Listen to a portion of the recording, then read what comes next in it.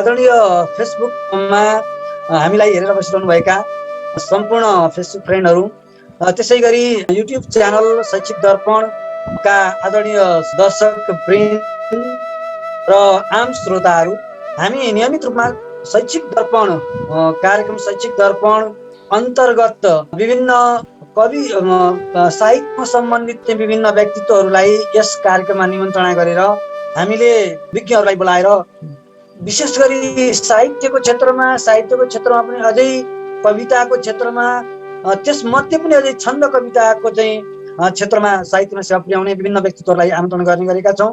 र आज पनि हाम्रो यो कार्यक्रममा आदरणीय हरि कट्टेल सर हाम्रो सम्पर्कमा हुनुहुन्छ, लाइभमा जोडिनु भएको छ।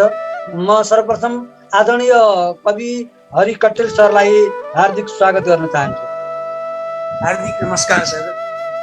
हामीले विशेष गरी यो कार्यक्रम शैक्षिक दर्पण युट्युब च्यानल अन्तर्गत शिक्षण पेसामा संलग्न भएका कविहरूलाई उहाँको जुन साहित्यिक जीवनमा साहित्यिक यात्रामा अनुभव गरेका विभिन्न प्रकारका चाहिँ भोगाईहरू, ती अनुभवहरू, ती अनुभूतिहरू आम दर्शक तथा श्रोतावृन्दहरूलाई चाहिँ सम्प्रेषण गर्ने, सेयर गर्ने र कविता क्षेत्रमा रुचि जाग्ने तर कविता लेखनको निमित्त चाहिँ प्रयासरत प्रारम्भिक चरणमा रहनुभएका, चाहे शिक्षण पेसामा रहनुभएका वा अन्य क्षेत्रमा रहनुभएका व्यक्तित्वहरूलाई कविताको सृजनामा एउटा प्रेरणा मिलोस् र सर्जकहरूको पनि एउटा चाहिँ सृजनालाई चाहिँ आम दर्शक तथा श्रोताहरू माझ पुर्याउने एउटा अभिप्रायले हामीले नियमित रूपमा यो कार्यक्रम सञ्चालन गर्दै आइरहेका छौँ। र आज हामी यो 7औं पाइलामा, यो यात्राको 7औं पाइलामा छौँ। यो 7औं पाइलामा यहाँ हाम्रो आमन्त्रणलाई स्वीकार गरेर यहाँ हाम्रो समक्ष आइरहनु भएको छ। मैले सर्वप्रथम यहाँलाई कवि भन्दा पनि एउटा शिक्षाको शैक्षिक क्षेत्रमा, शिक्षा प्रशासनमा र चाहिँ शैक्षिक क्षेत्रमा चाहिँ लामो समयसम्म चाहिँ एउटा निरीक्षण सेवामा रहनुभयो, अहिले चाहिँ शिक्षण पेसामा हुनुहुन्छ। यहाँको चाहिँ शिक्षण सेवाको चाहिँ यात्रा प्रारम्भदेखि हालसम्मको एकदम संक्षिप्तमा सीमावलोकन गरिदिनु हुनको लागि म अनुरोध गर्छु सर। धन्यवाद सर। म जसले हामीलाई सुनिरहनु भएको छ सबै मित्रहरूप्रति पनि हार्दिक नमस्कार अर्पण गर्न चाहन्छु। म चाहिँ 2046 सालको लास्टबाट जतिखेर चाहिँ बहुदलीय प्रजातन्त्रका निम्ति संयुक्त जनआन्दोलन घोषणा भइरहेको थियो, त्यही क्षणमा शिक्षण पेसामा प्रवेश गरेको स्मरण गर्छु। र म निभावी शिक्षकका रूपमा माध्यमिक सहायक शिक्षक भन्थ्यो, त्यही पदमा चाहिँ सुरुमा नियुक्त भएँ। र पछि 2052 देखि तत्कालीन व्यवस्था अनुसार अस्थायी बढुवाका रूपमा, माध्यमिक शिक्षकका रूपमा, अङ्ग्रेजी शिक्षकका रूपमा केही वर्ष काम गरेँ। र बिचमा 2056-57 देखि र अहिले पुनः यो पछिल्लो व्यवस्था मुताबिक सरकारले गरेको पछिल्लो स्रोत व्यक्ति सम्बन्धी पुनर्व्यवस्थापन मुताबिक चाहिँ म आफ्नो पदमा फर्किएर मोरङ जिल्लाको सरस्वती माध्यमिक विद्यालय, यो विराटनगरबाट नजिकै छ, त्यही विद्यालयमा अध्यापनरत छु सर। यहाँ शिक्षण पेसामा पनि निकै लामो समय काम गर्नुभयो, त्यसपछि फेरि चाहिँ निरीक्षण क्षेत्रमा पनि चाहिँ संलग्न रहनुभयो, पुनर्व्यवस्थापन अन्तर्गत पुनः चाहिँ शिक्षण पेसामा संलग्न रहिरहनु भएको छ। शिक्षा क्षेत्रमा यति लामो चाहिँ अनुभव प्राप्त एउटा चाहिँ अनुभवी शिक्षक पनि हुनुहुन्छ र साहित्यको क्षेत्रमा पनि यहाँ लागिरहनु भएको छ, साहित्यको सेवामा पनि निरन्तर लागिरहनु भएको छ। यहाँमा त्यो साहित्य कोष एउटा अनुभूति, अर्थात् चाहिँ म पनि साहित्यको क्षेत्रमा चाहिँ लाग्न सक्छु, मेरो पनि साहित्यको क्षेत्रमा कलम चल्न सक्छ, म कलम चलाउन सक्दो रहेछु भन्ने एउटा आत्म अनुभूति, आत्म पहिचान यहाँले कहिले कुन सन्दर्भमा कसरी गर्नुभयो? यसको पृष्ठभूमि अलिकति लामै हुनसक्छ। म जतिखेर विद्यालयमा पढ्थेँ, सानै कक्षादेखि लोकलयका कविताहरू वाचन गर्ने गर्थेँ। जतिखेर ग्रामीण समुदायमा लोक कविताहरू गाइन्थ्यो र तिनै कविताको भाका टिपेर कविता बनाएर मैले कक्षा 3 मा प्रस्तुत गरेको छोटो कविता त बिर्सेँ, तर त्यो प्रस्तुत गरेको क्षण मलाई याद छ। यसै गरी म अब जब कविता प्रस्तुत गरियो, प्रेरणा मिल्यो, त्यसबेला चाहिँ अब यो 36, 35, 34, 35 साल कतातिर हुन सक्छ, 35-36 साल। त्यसबेला चाहिँ विभिन्न कार्यक्रमहरू विद्यालयमा यो गाउँ पञ्चायत भन्थ्यो, त्यो गाउँ पञ्चायत स्तरीय, जिल्ला स्तरीय हुने गर्थे र ती कार्यक्रमहरूमा आफू प्रस्तुत रहँदाखेरि प्राप्त पुरस्कारहरूबाट र स्याबासीहरूबाट उत्प्रेरित भएर मैले कविता लेखनलाई निरन्तरता दिएँ र त्यो बेला एउटा कवि हौँला भन्ने सोचभन्दा पनि पुरस्कार प्राप्तिको ध्येयले कविता प्रस्तुत गरिन्थ्यो जस्तो लाग्छ, स्याबासीका लोभले प्रस्तुत गरिन्थ्यो जस्तो लाग्छ। बिस्तार बिस्तार कक्षा 6, 7, 8 त्यसरी जाँदै गर्दा मैले केही कविता, त्यस बेला नै कविताको एउटा प्रारूप चाहिँ तयार गरेको अवस्था र कविता प्रस्तुत गरिरहेको अवस्था थियो र मलाई सम्झना छ, म कक्षा 9 मा रहँदा मैले त्यो मेरो पाण्डुलिपि हराएँ। प्यारो शीर्षकको जम्मा 19 वटा कविताको एउटा सङ्ग्रह तयार गरेको थिएँ र त्यसमा चाहिँ यो भङ्ग भएका छन्दहरू हुन सक्छन्। यो जसरी चाहिँ पाठ्य पुस्तकमा चाहिँ छन्दका कविताहरू प्रस्तुत हुन्थे, यो 6-7 कक्षाबाट मलाई त्यसको केही ज्ञान भयो र त्यही आधारमा चाहिँ मैले लेखेर यो हलन्त बढिदिएका, जबरजस्त उच्चारण गराइएका र छन्दका लयमा लेखेका कविताहरूको सङ्कलन गरेको, सङ्ग्रह गरेको याद छ। र यसै गर्दै म यो कविताको क्षेत्रमा, साहित्यको क्षेत्रमा प्रवेश भएँ र पछिल्लो समय सर अलिकति लामो भयो। म अलिकति साङ्गीतिक र राजनैतिक सन्दर्भले मलाई थोरै पराल्यो पनि, तर अनि म अलिक गढबोलमा चाहिँ शिक्षण पेसामा संलग्न रहेँ र म धेरै वर्षसम्म जिल्ला शिक्षा कार्यालय सोलुखुम्बुमा कार्यरत रहेँ। त्यसो रहँदा पनि मलाई यो अलिकति मोफसल भन्दा पनि अत्यधिक एउटा विकट भूगोलमा बसेर लेखिरहँदाखेरि जति आफूलाई प्रस्तुत गर्न सकिन्थ्यो त्यो त सकिएन, तथापि यसले मलाई चाहिँ हीनता बोध भएन र क्रमैसँग म यसरी प्रवेश गरेँ सर। र अहिलेसम्म पनि कविता र अरू अन्य विधाहरू, कविता सन्निकट विधाहरू र अन्य विधाहरूमा कलम सामान्य चलाउँछु र यहाँहरूसँग यही कारणले यसरी भेटघाट हुन पाएको छ। म आफू गौरवान्वित छु।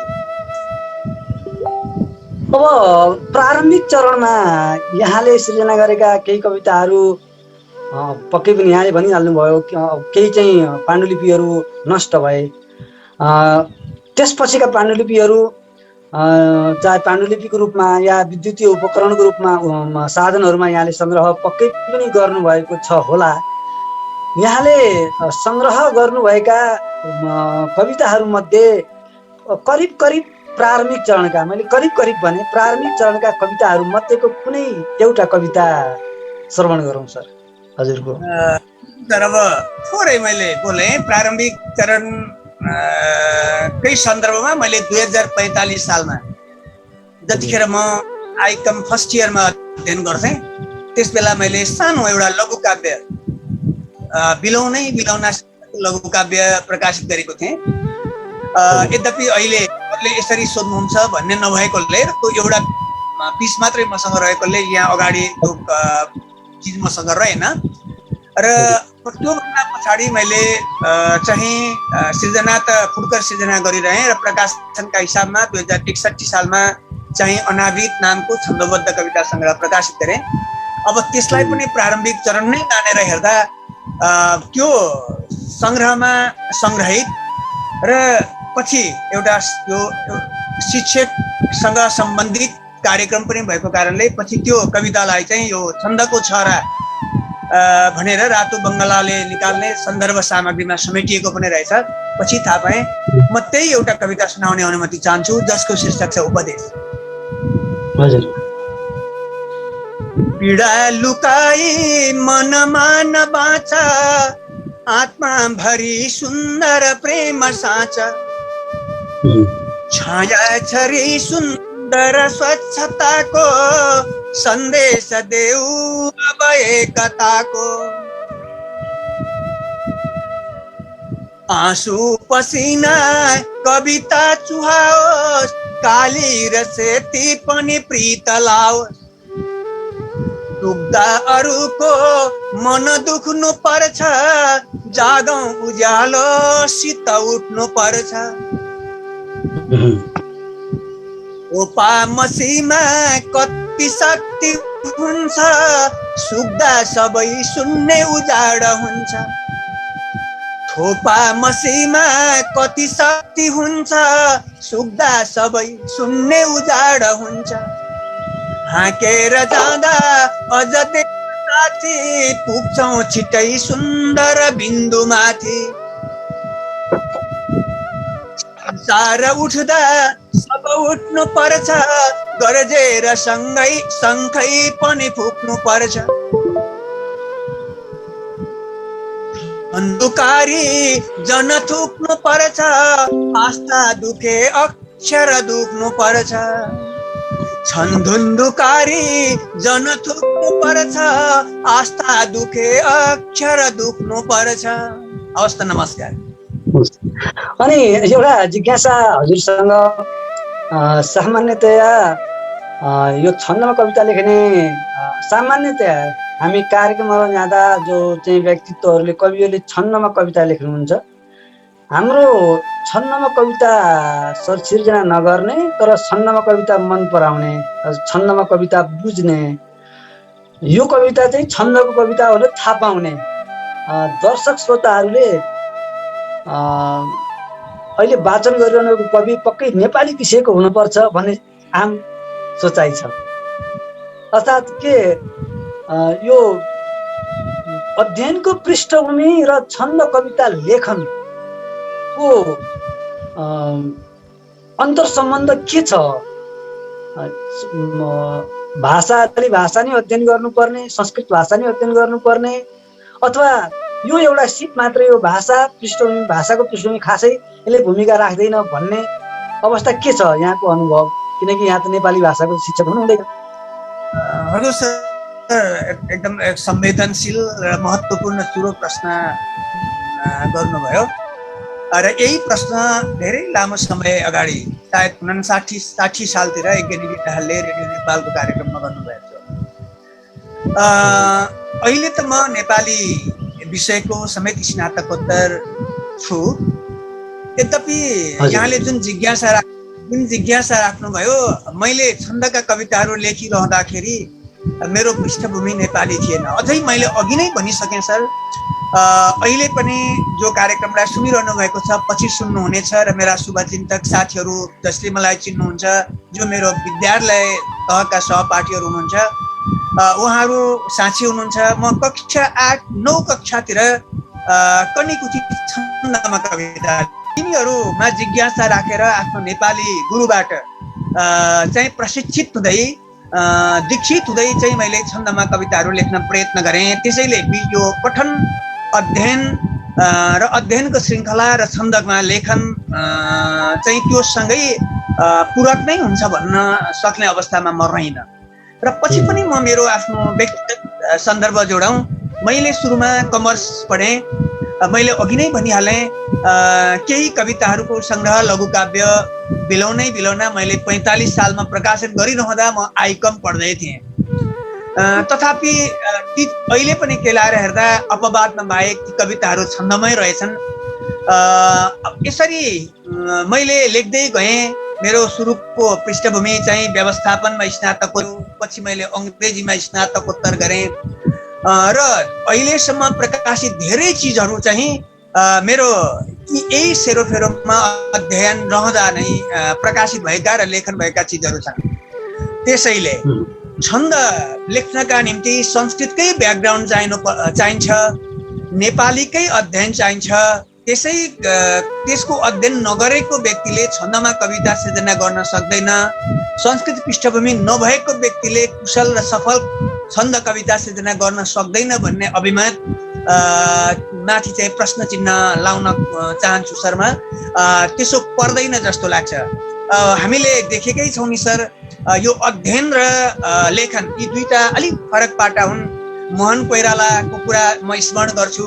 बालकृष्ण सम एउटा साइन्स ब्याकग्राउन्डको व्यक्तित्व स्रष्टा जसले नेपाली साहित्यमा त्यत्रो योगदान दिन सक्नुभयो। त्यसैले लेखनका हिसाब र विषयका हिसाबमा चाहिँ त्यही चिजले मात्रै त्यसलाई सपोर्ट गर्छ भन्ने अवस्था त होइन। तर एउटा कुरा चाहिँ के सत्य हो भने जसले नेपाली भाषा र साहित्य अध्ययन गर्नुभएको छ, जसले संस्कृत अध्ययन गर्नुभएको छ, नेपाली छन्द परम्परा संस्कृत साहित्य हुँदै पूर्वीय साहित्य हुँदै नेपाली साहित्यमा संस्कृत हुँदै प्रवेश गरेको र यसका गौण मात्रा आदिका सन्दर्भहरू, यसका बिम्ब अलङ्कारका कुराहरू, लेखनका कुराहरू, ध्वनिका कुराहरू, रसका कुराहरू जति अध्ययन गर्ने व्यक्तिले जान्दछ, जानेर लेख्छ, त्यति चाहिँ त्यो अध्ययन नगरेको व्यक्तिले जान्न चाहिँ जान्दैन।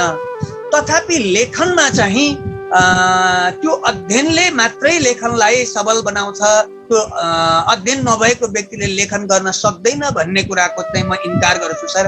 त्यसैले समग्र साथीहरू जसले छन्दमा लेख्न मन पराउनुहुन्छ, जसले छन्दलाई रुचाउनुहुन्छ, उहाँहरूलाई यो छन्दको लहरमा, छन्दको लेखनको लहरमा लामबद्ध हुनका निम्ति अनुरोध गर्छु। र एउटा समस्या हजुरले भने चाहिँ छ, चाहिँ छन्द भन्ने बित्तिकै भानुभक्तीय छन्द अथवा रामायणको छन्द, छन्द भन्ने बित्तिकै शार्दुल विकृत छन्द, छन्द भन्ने बित्तिकै तो लय, एक दिन नारद सत्य लोक पुगी गया लोकको गरौँ हित भन्नेको लय, यसैलाई चाहिँ यो छन्द हो भनेर भ्रममा पर्ने श्रोताहरू पनि प्रशस्त हामी पाउँछौँ। त्यसैले उहाँहरूलाई पनि सचेत गर्दै छन्दका अभियानमा लामबद्ध गराउन आवश्यक छ र सरहरूको जस्तो यो कार्यक्रमले त्यसलाई अत्यन्तै सपोर्ट गर्छ भन्ने लागेको छ सर। अब एउटा कविता सुनौँ। अब कविता मध्ये अब पक्कै पनि आज यहाँले चाहिँ हामीलाई श्रवण गराउने कविताहरूमा विविधता हुनेछ, चाहे त्यो छन्दको दृष्टिकोणबाट चाहे रसको दृष्टिकोणबाट चाहिँ विविधता हुनेछ भन्ने अपेक्षामा छौँ सम्भव भएसम्म। अब एउटा चाहिँ कविता सुनौँ सर।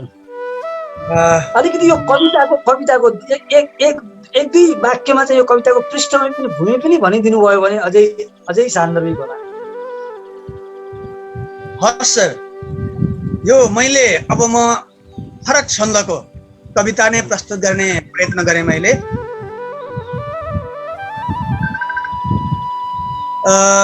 यो कविता को शीर्षक छ कोरोना समयको घाउ। यसको शीर्षक चाहिँ समयको घाउ र यो कोरोनासँग सम्बन्धित सान्दर्भिक कविता हो।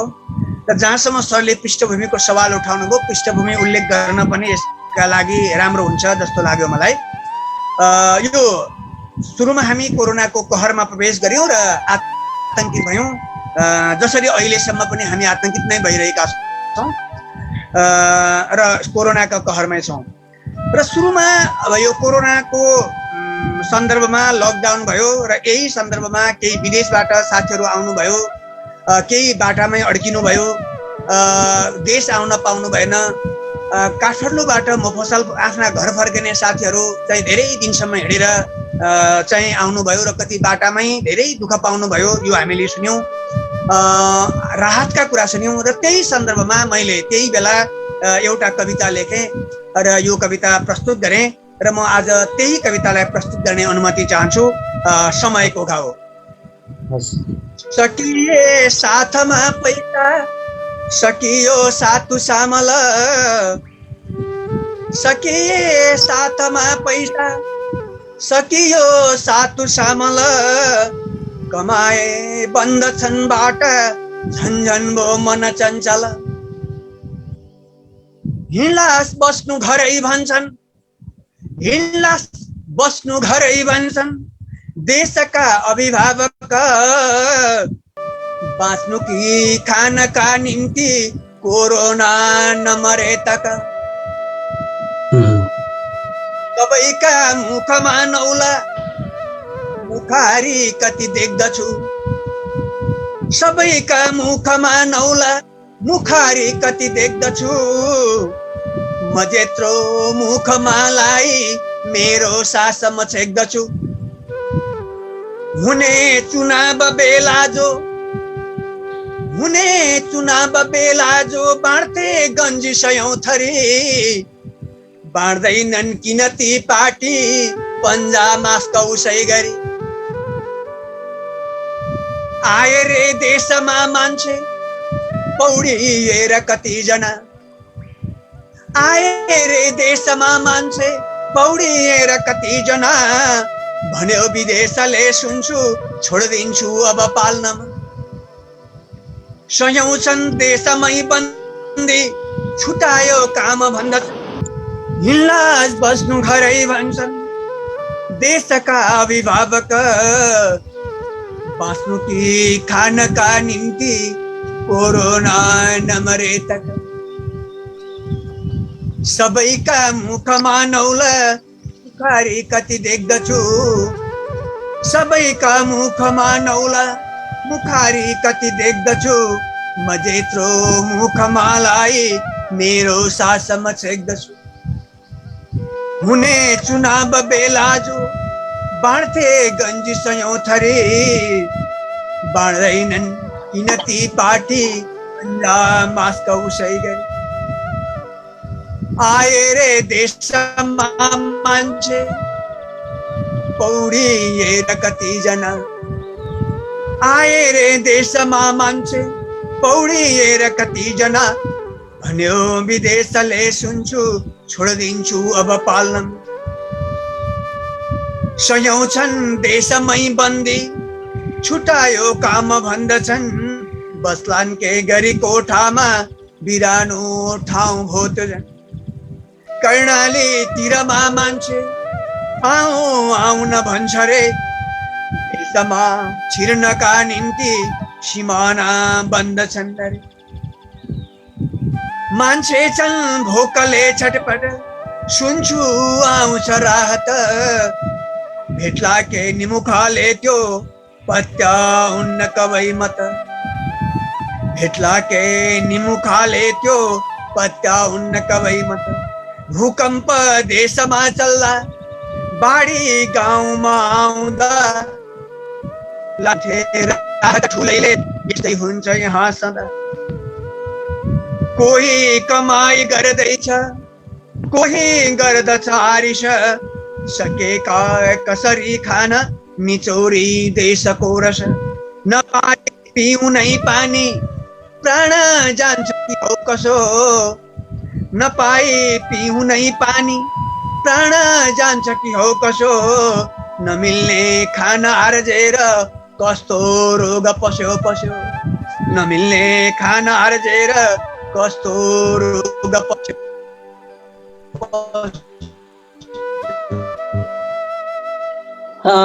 साह्रै सान्दर्भिक र मन छुने कविता सुनाउनु भयो।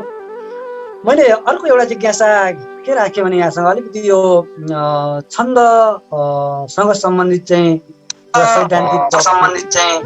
सैद्धान्तिक पक्षको बारेमा कुरा गरेँ। यो छन्द शास्त्रीय छन्द हामीले शास्त्रमा उल्लेख गरिए बमोजिम धर्मशास्त्रमा अथवा विभिन्न चाहिँ पौराणिक शास्त्रमा उल्लेख गरिए बमोजिमका छन्दहरू मात्रै अहिले चलन चल्तीमा छन् अथवा हामीले कुनै नयाँ छन्दहरूको अन्वेषण र अनुसन्धान गरेर चाहिँ ती छन्दमा पनि कविता लेख्न सक्छौँ। हजुर सर, अब मेरो व्यक्तिगत यो लेखन अभ्यासका सन्दर्भमा भन्ने अहिलेसम्म धेरै छन्दहरू महत्वाकांक्षी ढङ्गले चलाएको छुइनँ। जति छन्दहरू चलाउँछु ती छन्दहरूमा अलिकति कलात्मकता आवश्यक भन्ने मनसाले अभ्यास गरिएका साधना गरिएका छन्दहरू नै बढी प्रयोग गर्ने गरेको छु मेरो व्यक्तिगत सन्दर्भमा। तर सरले जहाँसम्म सन्दर्भ कोट्याउनु भयो र मेरो बुझाइ रह्यो, म पनि अब यसमा अल्पज्ञानी नै छु, एउटा सिकारु विद्यार्थी नै छु साहित्यको। अब शास्त्रीय छन्दहरू हामीले सामान्यतः बुझाइ के रह्यो हाम्रो पहिलेको बुझाइ अहिलेकै सन्दर्भमा पनि भने शास्त्रीय छन्द भन्ने बित्तिकै केही छन्दहरू जो चाहिँ शास्त्रमा उल्लेख भएर प्रयोग भएर आए, शार्दूल, विग्रह, शिखरिणी, भुजङ्ग प्रयात लगायतका केही छन्दहरू ती छन्दहरूलाई चाहिँ शास्त्रीय छन्दका रूपमा स्वीकार गर्ने र त्यसै छन्दका सेरोफेरोमा कविता लेख्ने एउटा अभ्यास हामी कहाँ सधैँ छ र त्यो गलत पनि होइन। मेरो बुझाइमा शास्त्रीय छन्द ती छन्दहरू शास्त्रीय छन्दहरू हुन् नै, तर यो छन्द चाहिँ वर्णमात्रिक छन्दहरू धेरै छन्दहरू छन्। सुरुमा पिङ्गलले छन्दलाई व्यवस्थित गर्ने सन्दर्भमा पनि मलाई लाग्छ पिङ्गलका शास्त्रमा पनि सबै छन्दहरू सम्पूर्णतः व्याख्या गरेर सबै छन्दहरूको उल्लेख नभएको अवस्था छ भनेर विज्ञहरू भन्छन्। यसो रहँदाखेरि एउटै छन्दका पनि धेरै भेदहरू हुन सक्छन्। त्यसैले अहिले प्रयोग भइरहेका छन्दहरू सम्पूर्ण शास्त्रीय छन्दहरू यति नै हुन् भन्ने अवस्था छैन। हामी अझै पनि यसको अन्वेषण गरेर यसको गहिराईसम्म पुगेर अन्य अहिलेसम्म प्रयोग नभएका छन्दहरूलाई पनि निकालेर चाहिँ छन्दका रूपमा शास्त्रीय छन्दका रूपमा प्रयोग गर्न सक्छौँ होला जस्तो मेरो अभिमत रहेको छ सर। अब एउटा कविता सुनौ। अब मैले सुरुमै भने रसमा विविधताको कुरा गरेको छु मैले। प्रायः यहाँका कविताहरू चाहिँ विभिन्न रसहरू मध्येको चाहिँ संख्यात्मक हिसाबले कुन रसमा बढी कविताहरू छन्? रस अब लेख्ने क्रममा कहिलेकाहीँ फरक फरक रसका कविताहरू संयोगले नै सृजना हुने गर्छन्। विषयवस्तु र आफ्नो त्यस बेलाको मुडका आधारमा आफ्नो विषयवस्तुलाई आफ्नै हेरेको दृष्टिकोण छोएको आधारमा र भाव आफूलाई कसरी व्यक्त गर्न मन लाग्यो, कुन भावले आफूलाई प्रकटीकरण गर्न मन लाग्यो त्यसका आधारमा। यद्यपि अब संख्यात्मक आधारमै त मैले त्यसरी यकिन गर्न सक्ने अवस्था छैन सर। तर अधिकांश कविताहरू मेरा जस्तो वीर रसका करुण रसका कविता अलिकति बढी होलान् जस्तो लाग्छ सर। किनभने र अलिकति केही कविताहरू थोरै कविताहरू चाहिँ अब मैले त्यो रसकै प्रयोगका निम्ति शृङ्गारिक रसका कविताहरू पनि प्रयोग गरेको छु। अलिकति विभत्स रस हास्य रसका कविताहरू संख्यात्मक हिसाबमा मसँग कम हुन सक्छन् भन्ने मलाई लाग्छ सर। अब त्यसो भए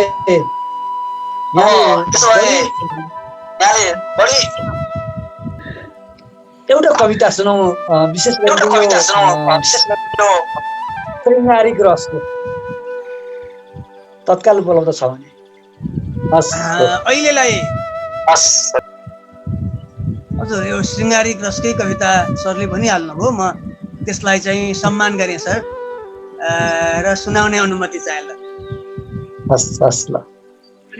अत्यन्तै शृङ्गारिक रसमा अत्यन्तै थोरै कविताहरू मेरा छन्।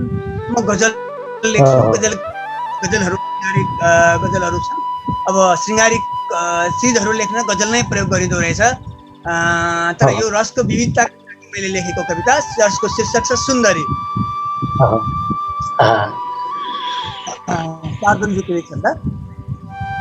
आँखा बिचमा देख्छु बादल झरे, झरे दरकिन्छ झैँ, सङ्गो सागरमा प्रशान्त जल त्यो छल्किन्छ झैँ, सूर्यमुखी दिवाकर ढले फिका बनेको सरी, हेर्दै छौ किन सुन्दरी भन तिमी झिमझिम परेला गरी, हेर्दै किन सुन्दरी भन तिमी झिमझिम परेला गरी, लाग्यो मचमच्कँदा कमर त्यो मर्किन्छ झैँ, बग्दो सागर त्यो छली नयन ती फर्किन्छ झैँ,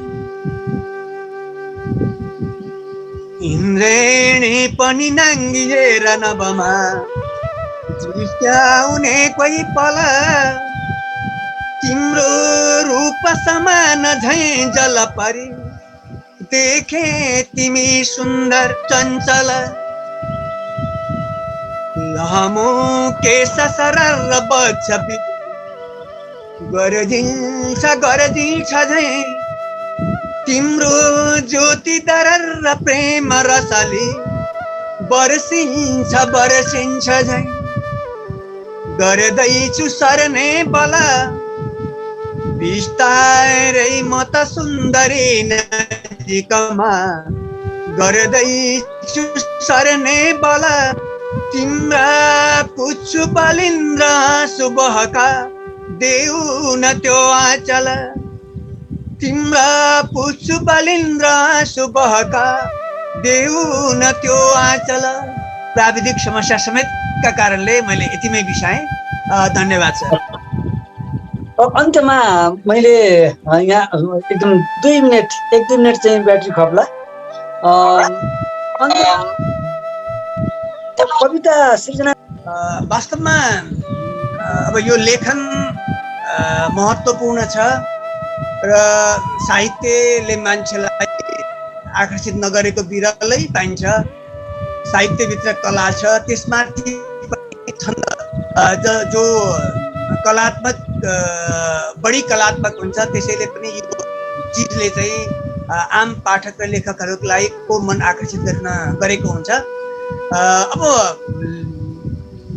वास्तवमा लेखनले, साहित्य सृजनाले र कविता लेखनले मान्छेलाई व्यक्तिगत रूपमा पनि धेरै सपोर्ट गर्छ।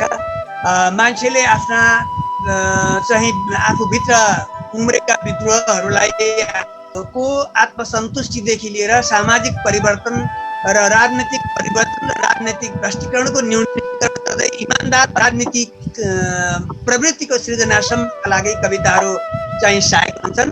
त्यसैले कविता कोर्ने गरौँ, लेख्ने गरौँ, निरन्तर साधना गरौँ र साधनाले नै कवितालाई बढी कलात्मक र उत्कृष्ट बनाउँदै लान्छ भन्ने बेहोरा म सबैमा हार्दिक अनुरोध। धन्यवाद। विभिन्न प्राविधिक कारणलाई चाहिँ अपेक्षा गरेको युको व्यवस्थापन गर्न सकेन, कठिनाइहरू परे। अन्य कुनै दिन पुनः यहाँसँग पुनः जोडिएर चाहिँ आजको यो श्रृङ्खलालाई, यसलाई पूर्ण भन्दिनँ म, यसलाई अर्को कुनै दिन चाहिँ यो श्रृङ्खलालाई पुनः पूर्णता प्रदान गर्नको निमित्त यहाँले समय व्यवस्थापन गरिदिनु होला भन्ने आग्रह गर्दै आज कार्यक्रमबाट बिदा गर्न चाहन्छु। हस्त नमस्कार। सर, अब होस्टको प्राविधिक समस्या र मेरो व्यक्तिगत प्राविधिक समस्या यी दुवैका कारणले आज कार्यक्रम जति अपेक्षित रूपमा दर्शक श्रोताहरूले जुन अपेक्षा गर्नु भएको थियो त्यो रूपमा प्रस्तुत हुन सकिन होला। यसका निम्ति म पनि आयोजक हजुर अनि सबै श्रोता मित्रहरू, सबै शुभेच्छुक मित्रहरू, साहित्यकार मित्रहरू जसले हामीलाई सुन्नुहुनेछ, सुन्दै हुनुहुन्छ, उहाँहरूसँग समक्ष क्षमा माग्न चाहन्छु।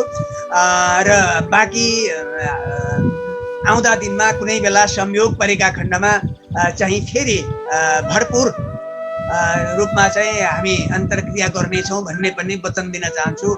यही विश्वास दिलाउँदै म पनि बिदा माग्छु। आयोजक स्वयं तेजेन्द्र सर र अन्य सबै सुनिरहनुहुने सबै मित्रहरूमा पुनः फेरि पनि अन्त्यमा हार्दिक नमस्कार सहित बिदा हुन्छु। धन्यवाद। नमस्कार।